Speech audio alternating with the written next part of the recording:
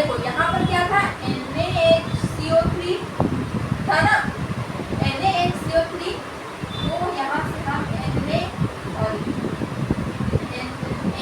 Plus HCO3 को अलग करते हैं, HCO3 जाएगा यहाँ पर, HCO3 जाएगा, और यहाँ पर पहले से प्रेजेंट H प्लस था, HHB, ठीक है, HHB से H प्लस ले लेंगे, प्लस H प्लस कर लेंगे, तो यहाँ पर क्या बन जाएगा, H2CO3 बन जाएगा।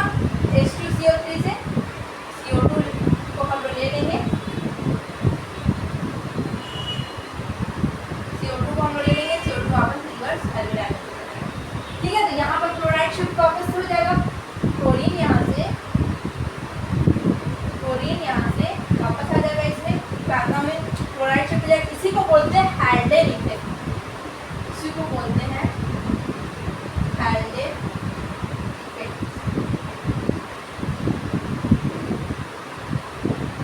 ठीक है। अब हम लोग इसके आगे पढ़ेंगे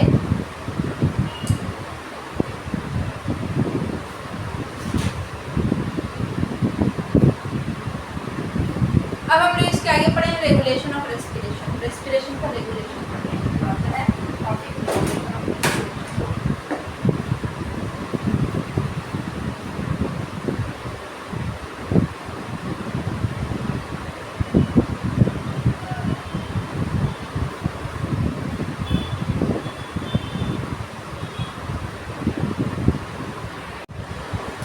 देखो अब हम लोग करने वाले हैं रेगुलेशन ऑफ रेस्पिरेशन, ठीक है। रेगुलेशन ऑफ रेस्पिरेशन दो टाइप का होता है,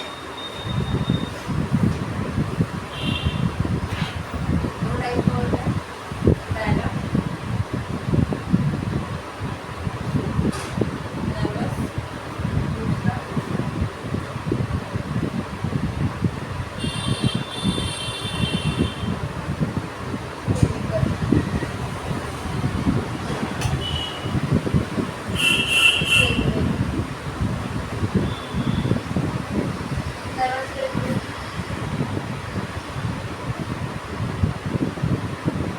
नर्वस रेगुलेशन में दो पार्ट होता है।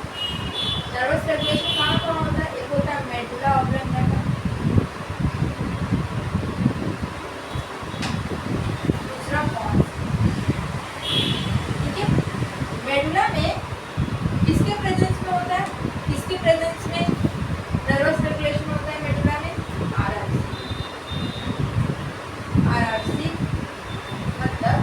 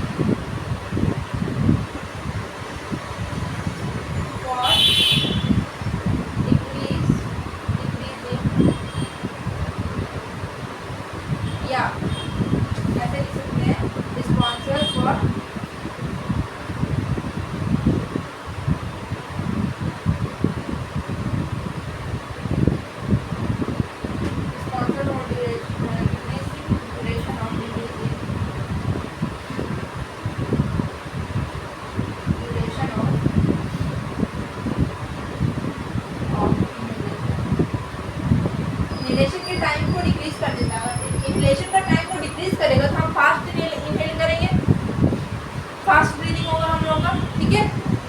इनहेलेशन फास्ट करेंगे, ये टाइम ड्यूरेशन और ड्यूरेशन ऑफ इनहेलेशन को डिक्रीज करना है, ठीक है। अब केमिकल रेगुलेशन, केमिकल रेगुलेशन दो टाइप का होता है।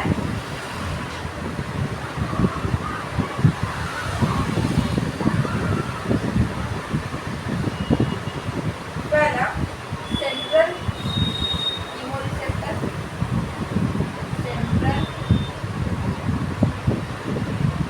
इमोरिसेप्टर, दूसरा होता है peripheral,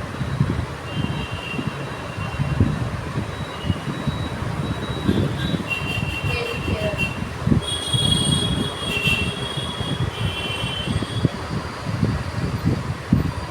peripheral इमोरिसेप्टर।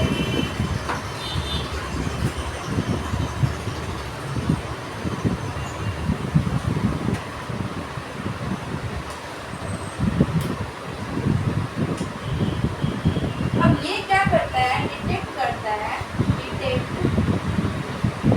CO2 and H+ ion in CFS में CO2 और H+ आयन देखता है। अगर ब्रेन के CFS सेरेब्रम में अगर CO2 और H+ आयन बढ़ गया है, ये तुरंत इनहेलेशन करा देता है, ठीक है। जैसे CO2 अगर बढ़ेगा तो हम इनहेल करेंगे ना, ऑक्सीजन लेंगे ना, वैसे ये नहीं, बॉडी को ये नहीं पता होता है, हम लोग की बॉडी में ये इसको नहीं पता, बॉडी को ये नहीं पता होता कि हम लोग की बॉडी में ऑक्सीजन का नीड है, ऑक्सीजन कम हो गया, ऑक्सीजन लेना है, नहीं। CO2 बढ़ जाता है या H+ आयन बढ़ जाता है, CO2 या H+ आयन बढ़ जाएगा CFS में और या फिर ब्लड में, ये दोनों जगह अगर CO2 और H+ आयन बढ़ जाता है तो हम लोग को बॉडी तुरंत क्या करता है, इनहेल करता है, ऑक्सीजन लेता है। उसको समझ में आ जाता है कि अब ऑक्सीजन कम हो गया, CO2 बढ़ गया है, CO2 बढ़ गया मतलब CO2 को बाहर निकालो जल्दी से, ठीक है। पेरिफेरल में दो, यही मैं बता देती हूँ, दो पार्ट होता है, aortic body, carotid body, carotid body. ये दोनों बॉडी कहाँ ये दोनों बॉडी क्या करता है, ये दोनों बॉडी ब्लड में देखता है CO2 और देखता है कि ये एक बार इंक्रीज किया है, डिटेक्ट करता है, ये भी क्या करता है, ब्लड में डिटेक्ट करता है, ये दोनों बॉडी ब्लड में डिटेक्ट करता है CO2 और H+ आयन का। अगर ये दोनों इंक्रीज है, बढ़ा हुआ है, अगर ये भी यहाँ पर भी बढ़ा हुआ है CO2 H+ आयन, यहाँ भी बढ़ा हुआ है, दोनों जगह बढ़ा हुआ है, तो क्या हो जाता है, तुरंत हम इनहेल करते हैं, तुरंत हम ऑक्सीजन लेते हैं, ठीक है। ये H+ और CO2 आयन को डिटेक्ट करता है केमिकल रेगुलेशन। और यहाँ पर नर्वस रेगुलेशन क्या करता है, ये हमारा स्विच ऑफ सेंटर है, निमोटैक्सिक सेंटर क्या है, स्विच ऑफ सेंटर है, ये क्या करता है, हम लोगों का ड्यूरेशन ऑफ इनहेलेशन को बढ़ा देता है। और ये मेडुला क्या करता है, RRC, मेडुला RRC के प्रेजेंस का सिंबल है ये होगा, ठीक है। रेस्पिरेटरी रिदम सेंटर के प्रेजेंस में क्या करता है, it is responsible for controlling normal as well as forceful. अगर हम नॉर्मल ले रहे जो हम लोग को पता नहीं चल रहा, लेकिन हम फोर्सफुल भी लेंगे तो ये RRC के प्रेजेंस में होता है। तो नर्वस रेगुलेशन ये हो गया, केमिकल रेगुलेशन ये वाला हो गया, ठीक है। अब हम लोग डिजीज के बारे में पढ़ेंगे। अब हम लोग डिजीज के बारे में देख लेते हैं थोड़ा सा। डिजीज इसमें कुछ इसमें 3 डिजीज के बारे में दिए गए NCERT में, तो वो बता देते हैं। पहला है Elma,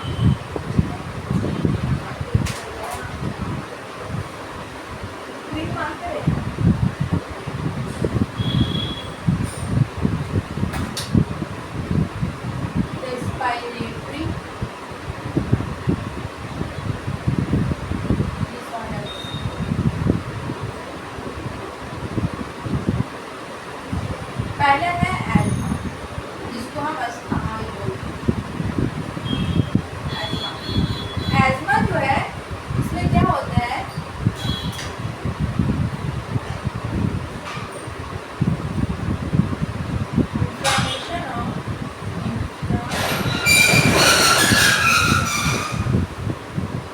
inflammation in bronchi,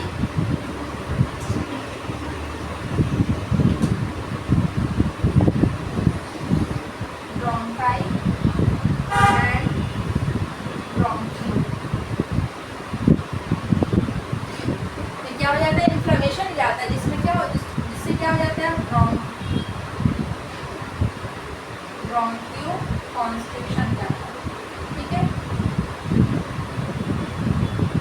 ब्रोंका inflammation जब हो जाएगा तब क्या हो जाएगा, ब्रोंक्यूल में कॉन्स्ट्रिक्शन हो जाएगा, ठीक है। ब्रोंक्यूल के ब्रोंकाई का साइज कम हो जाएगा, कॉन्स्ट्रिक्शन हो जाएगा, जिससे दो प्रॉब्लम होगा। पहला ब्रीजिंग होगा, ब्रीजिंग मीन्स सांस लेने में आवाज आएगी, ठीक है। दूसरा difficulty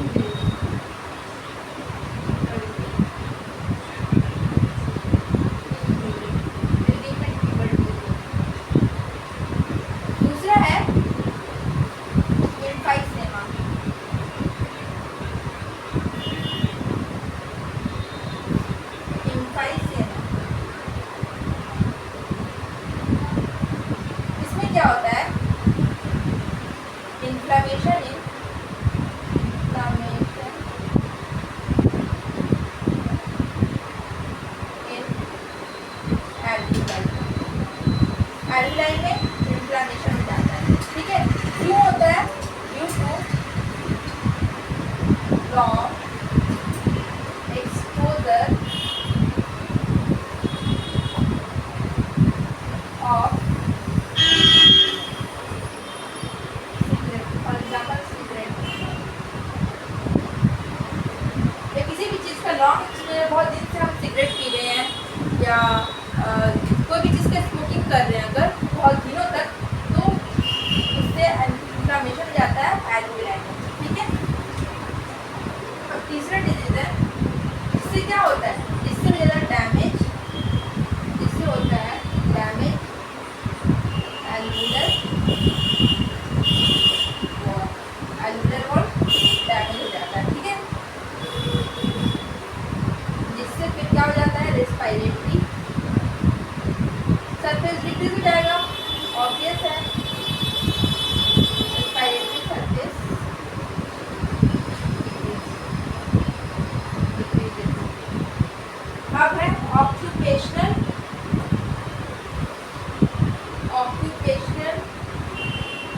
respiratory disorder,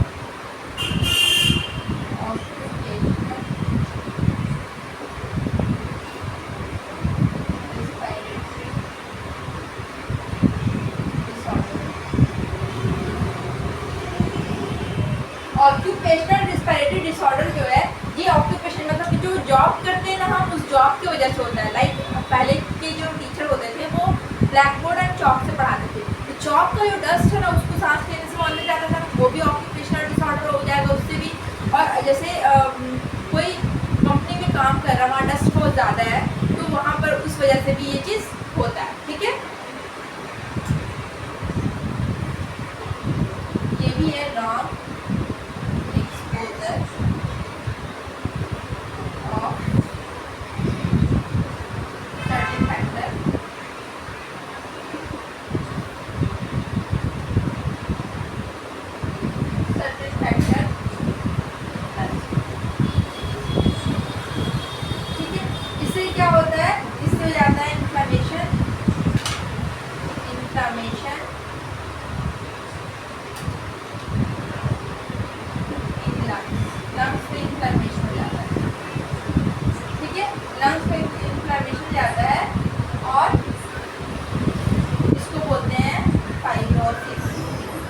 fibrosis in lungs. अब फाइब्रोसिस किसको बोलते हैं, टिश्यू थिकर, टिश्यू क्या हो जाएगा, थिकर हो जाएगा। टिश्यू अगर थिकर हो जाएगा तो मतलब टिश्यू जो वहाँ का होगा वो थिकर हो जाएगा, ठीक है। फाइब्रोसिस ऑफ लंग्स, इन्फ्लेमेशन क्या आता है लंग्स, जिसको फाइब्रोसिस ऑफ लंग्स भी बोलते हैं। फाइब्रोसिस किसको बोलते हैं, टिश्यू थिकर, ठीक है। ये चैप्टर वाइंड अप कर देती हूँ मैं, ये चैप्टर खत्म हो गया। अब इस चैप्टर के बाद शुरू होगा बॉडी फ्लूइड एंड सर्कुलेशन।